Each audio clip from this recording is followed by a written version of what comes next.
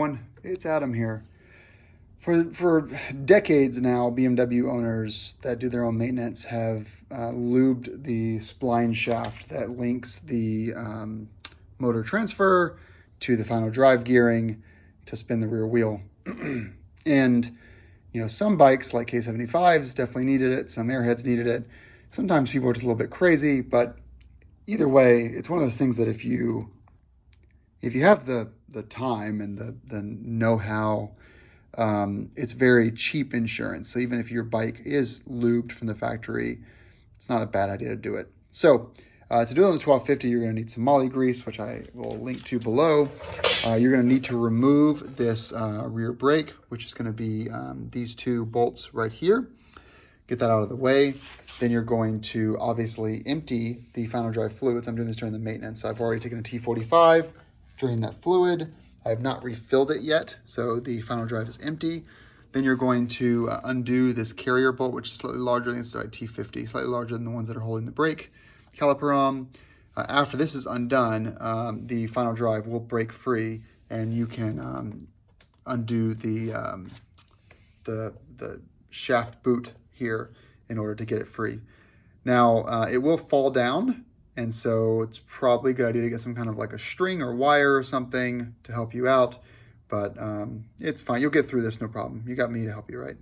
And let's do that part, and then I'll drop it, and we'll see where we are from there.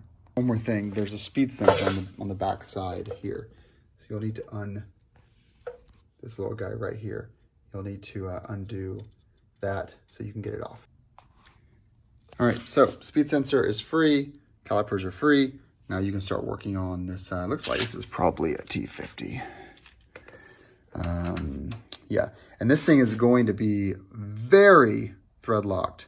So make sure your teeth are all the way in there. You can't apply heat because you've got too much plastic and rubber around here. Just take it slow, don't force it, but it's gonna be in there, so just be prepared. I'm warning you. So now it's easy. We got it through the first part, but it took a few really solid turns to get through there. But we're making progress now. The bolt goes all the way through, not the other side of this carrier. So it's in there, and it's pretty intense thread locker, a little bit higher than I would normally use, but I'm just gonna throw the 243 back on there when I put it back in and torque it to spec. So we're free, but this cable isn't free yet. So, well, it is actually. We're gonna just drop this straight down. You're gonna see how the boot starts to get a little bit under pressure there. You can throw your, I mean, the boot's pretty strong, but you can throw a really thin pick in there to loosen up those teeth. They are behind here. Pretty easy to break free. I'm gonna do that with 2 hands. So just for reference, you can see how these teeth are engineered. They grab on all 4 sides. Once you get the first top 2 off, it'll drop right down. If you look in here, you'll see 1250GS things. It's very well lubed. And so it doesn't really need any interactions from me at all. I'll put a little bit in there, but it is incredibly well lubed. So probably doesn't need moly grease. Let's give this drive shaft spline a yank. Pro tip though, if you allow, from this point forward, if you allow that brake rotor to spin, then you are changing the direction of those gears, and it will be harder to mate back up. If you don't touch that rear brake rotor, much easier to slide this back on there after you're done. Okay, grease has been applied. We have some grease on there and on the inner splines there. Based on the condition of this, I'm confident that both sides have been lubed. This also is a post-recall bike, which has the little breather nipple right there that lets out any moisture just through gravity. And so with that in mind, it's probably fine. So I'm gonna now put this back up there. When you go to marry it back up, you've got a couple of things to kind of fiddle with at the same time. Don't get frustrated. It takes a couple of minutes your first time, especially if it's a brand new bike like this one. I'm expecting it to take 5 minutes solid to get this all back together, and be happy if I get it done in 3 minutes. But you're doing a couple things at once. You're marrying the splines in the final drive back to the shaft, but you're also getting those teeth to connect. The way I found this to work really well is I get these lower teeth in place first. And so those are already hooked in. And then I fiddle with the shaft to get that linked in there. And then once that starts, I can start to push this back up towards the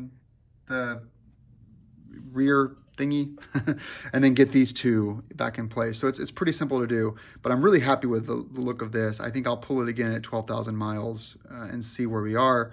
But with the recall work done and this being lubed from the factory, I'm super happy with the condition. And by the way, as far as what I used here, we're using this long life grease, the MOS2, which is 4 splines, and it's just a large container of it, but you can get this on Amazon.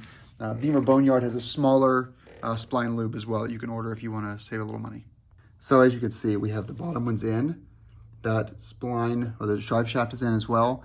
I used this hex 6 to actually slide that hex into the drive shaft. There's a little by the knuckle there, and then hold that to keep the drive shaft up while I slid this into place. And now it's in, and now I have to fiddle around with getting those two top ones to match up. When you get done though, just make sure that the bottom ones, both bottom ones, are in place, that you don't have any areas where water can ingress. You're done. So the hardest part of this, there's really two hard parts. The first one is, if it's a brand new bike, this carrier bolt is really in there and feels like it's permanently Loctited in there, and you can't apply heat to it. Second hardest part is getting the drive shaft mated back to the splines. So if you can do that, great.